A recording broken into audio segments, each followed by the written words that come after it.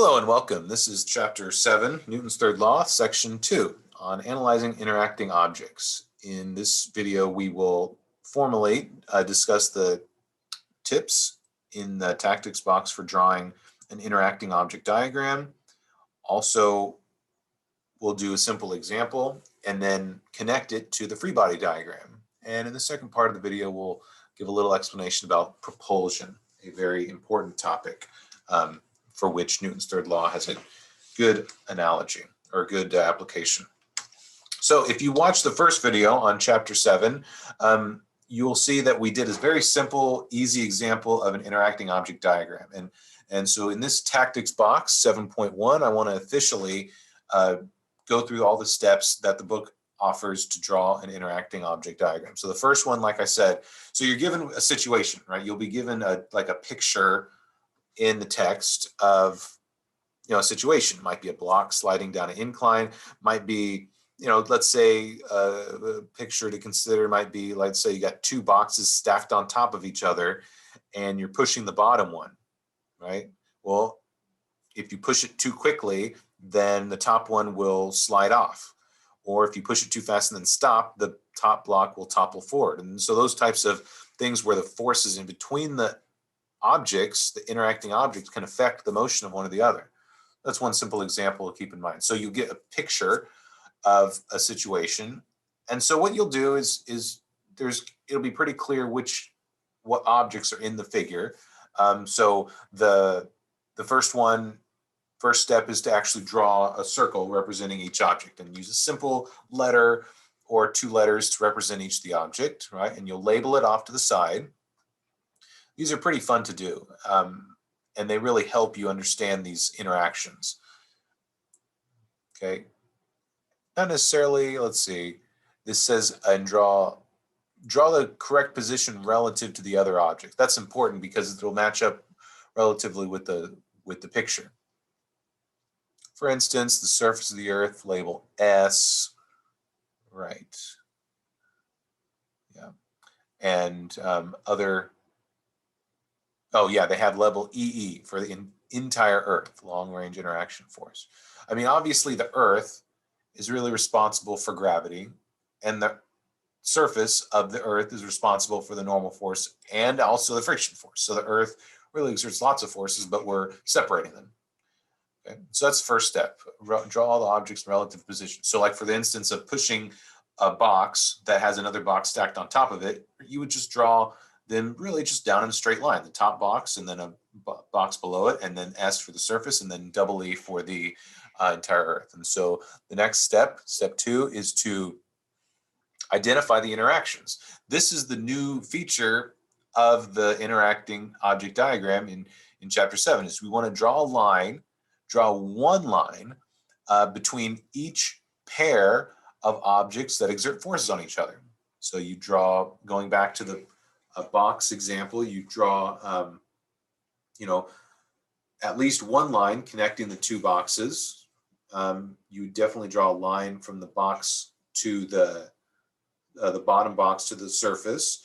Both of the boxes would have a line connected to entire Earth for gravity. And depending on who's doing the pushing, there might be some forces and lines there. And so these bullets here, every interaction line connects two and only two objects, right? There's not a line connecting three objects, and there's certainly not a line that comes back on itself. A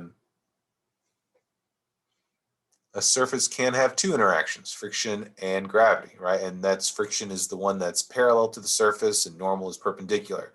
Sometimes we call lateral and normal. And the entire Earth interacts every massive object. So pretty much every object. And like I said in the previous video, does the Earth exert a gravitational force on the surface? I mean, yes and no, but you're not concerned with that. So don't bother connecting lines between interacting objects. And then continue with this, identify the system. So you got to box the thing that you're interested in. So you're not going to box the system, or you're not going to box the surface. You're not going to box the Earth, right? Unless you're concerned with the motion of the Earth. in which case you would include it. So for most of these kind of everyday problems on the surface of the Earth, it's typically going to be the obvious objects that you draw, and then the last part is to draw a free body diagram for each object. And I'm glad we include that in this step, because really step 4 is really the main reason why we draw the interacting object diagram. You're going to draw an FBD for each of the objects in the system. And like I said, it's helpful to listen to these, watch these videos. It's helpful to read through the examples, but really to master this stuff, you have to dive into the textbook, practice all of them. I know in this chapter, the first 10 or so problems presents some quite complicated examples of interacting objects. And I would recommend you do that to really understand this, because each object has a free body diagram. And one new feature about these free body diagrams is that there's a dotted line connecting forces of one object on another object, these interacting forces. So let's look at a simple example. It's certainly in your textbook, but it's helpful to see. So pushing a crate. So you have a person pushing a crate. There are lots of forces in this example, lots of different features going on. There's different types of friction. So let's carefully go through this. Again, this is something that I would try. You might even consider pausing the video and attempting to draw the interaction diagram before moving on to the next slide, or before glancing at it in the textbook. For those continuing, we have a person pushing a crate, and the crate is, I believe, moving at a constant speed. Person pushing a large crate across a rough surface. And you can assume that it's constant speed unless they show otherwise. So what are all the forces acting on, what are all the forces in this system? Well, first, okay, let's identify the objects. Well, you got obviously the person, P, crate, C, surface S, and entire Earth, double E. So you have 4 objects. So what do you think the diagram is going to look like? Well, clearly you'll have, say, person to the left and crate to the right, and then say maybe surface below, and then entire Earth even below that. What are all the forces? Well, what are the interacting forces? The new thing in this problem is the interaction force, okay? When you push a heavy crate across the floor, right, obviously the crate feels, crate doesn't feel, the crate accelerates, but you feel the backwards force, right? That's the heavy force on your hand, right? Your hand gets kind of squished as you're pushing it. You feel it in your, your forearms and your chest and your shoulders and your biceps and all the big muscle groups while you're pushing this. And so that really indicates a reaction force. So anytime you push something, you're feeling a reaction force pointing backwards. So it's kind of interesting. You're pushing the thing forward, you're feeling a force backwards. And in this case, you have a planting foot. What is that? Looks like the left foot is the plant foot for this person, and they don't slip, right? You don't slip when you're pushing the crate, so that'd be a static friction force. The crate certainly slides across the rough surface, so that would be a kinetic friction force. Both of them also feel normal forces, and they both have mass. So let's take a look at the interacting object diagram. And this has everything that the tactics box requires. Label each of the objects with a circle. So we got P and C, and then surface is below that, and then entire Earth is below that. So there's a line from entire Earth to both person and crate for gravity.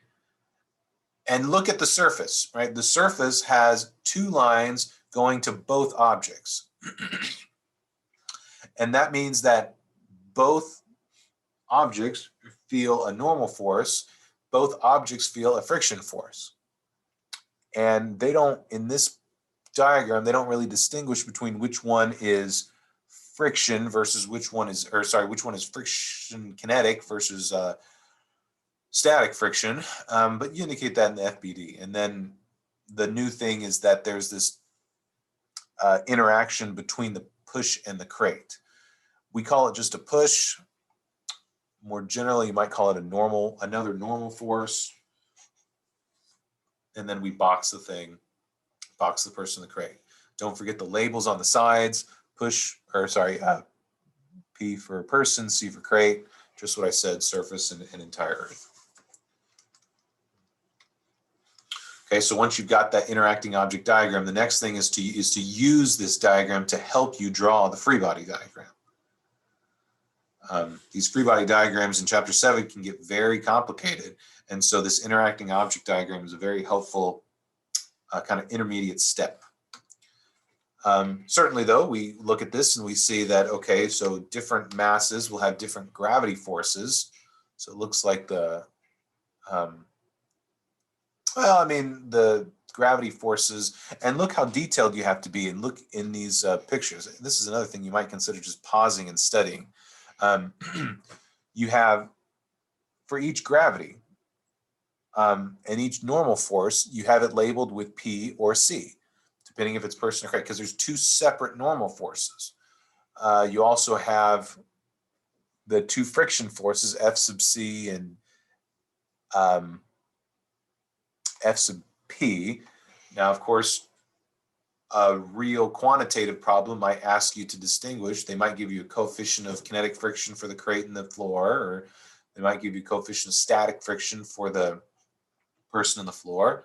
But you see here that this is what often confuses folks, is that on the far right here, you see the force of the person on the crate. That's what you'd be inclined to start off with. But once you have P on C, that activates Newton's third law. And so my advice is, when you're doing problems like this, the instant that you see one object interacting and drawing a force on another, you instantly draw this dotted line. Sometimes they make you say action reaction, or A/R, and draw the dotted line to the other diagram. They better be opposite, or in some examples, it's as if they're action reaction pairs. This is a perfectly good example of interacting object diagram and then the resulting free body diagram. One thing that I'm not seeing on both of these diagrams is F net. That'll obviously affect the numbers of these horizontal forces. So don't forget F net, because F net will be different for each one. Their accelerations, if they're stuck together, their accelerations will usually be the same. And so the final topic in this interacting objects section is the concept of propulsion. And so what is propulsion? Well, it's any time that a system, like a rocket or even a car, has some sort of combustion reaction and then expels something out of it, right? The typical example is a thrust engine. Well, I guess in this example, we start off with walking. Right, so walking is the easiest example. How do you walk? How do you learn how to walk? I know, the 12-month-old might not be aware of it. You walk simply by pushing backwards on the floor, and the floor in turn pushes back on you. Other examples of propulsion are the thrust that's generated in the rocket. So the chemical reactions in the chemical rockets cause the rocket to literally take gas and just throw it out of the exhaust. But the gas, since it has a mass, in turn pushes the rocket up while it's being thrown out because of action reaction. Cars also have a propulsion force, a field of propulsion force by the static friction. It might be surprising, but the car, even while the wheels are turning, the point of contact of the tires with the road is momentarily at rest, and so it's pushing backwards, and in turn the street pushes it forwards. Now, one situation to keep in mind for propulsion might be anytime you have been with someone who's been stuck on the side of the road, or maybe some of these country roads get really sandy or really muddy. These big trucks, they're very heavy, so they'll fling mud or fling sand backwards. Say you have a truck that's stuck in the mud, right? Well, when the person puts on the accelerator, that'll spin the wheels. Well, if there's not enough static friction, the wheels are just going to fling the mud or fling the sand or fling the gravel backwards. That's literally the tires trying to push the surface backwards. The ground isn't as stable. There's not enough friction to actually propel the truck forward, though. And so you need a tow truck or something else. So propulsion is a very common example of Newton's third law. So that concludes this video. In the next one, we'll talk about Newton's third law itself, quote the formal statement, and then start to look at some more in-depth examples. Thanks for your time. We'll see you back here in the next one. Take care.